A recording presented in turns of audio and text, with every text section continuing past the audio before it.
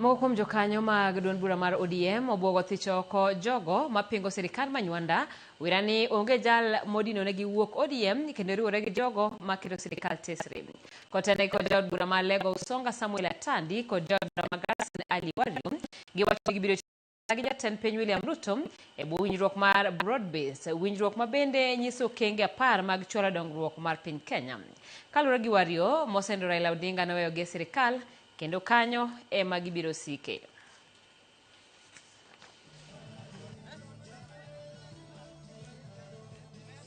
Ile maneno kidogo kidogo ya vijana. Haraka tenemu. Watu wanataka kutoa Ruto kwa State House ni watu wa makabila. Watu wakati walikuwa ndani ya power walikuwa na dhulumu wengine. Walikuwa nasema hii nyinyi mko na shares, watu wenu ni kura yenu ni kidogo, hamwezi pata maendeleo. Sasa hivi wakati wamefukuzwa kwa serikali, sasa wanajua maendeleo, wanasema tunataka kuungana, wewe ni kazi, ni wewe ni ndugu. Hawa ni watu wa kora, hawezi ongoza nchi.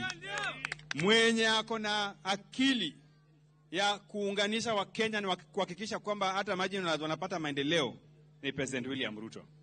Kwa hivyo mimi nataka watu wa Garsen na watu wa Tana River tusiwachane. Sisi huko Nyanza, sisi wote tumeingia kwa William Ruto. Sababu huko ndio baba alisema tuingie. Hakuna Mjaluo hawezi pigia Ruto kura. Wote watapigia Ruto kura. Na tunataka wakati tunapigia Ruto kura huko Nyanza, nyinyi pia mnaingia because nyinyi ni watu wa ODM, sivyo? Baba ametuacha kwa broad-based. Sasa tukitoka kwa broad-based, si tumeasi amri ya baba. Na mtu akiasi amri ya baba si anapata laana.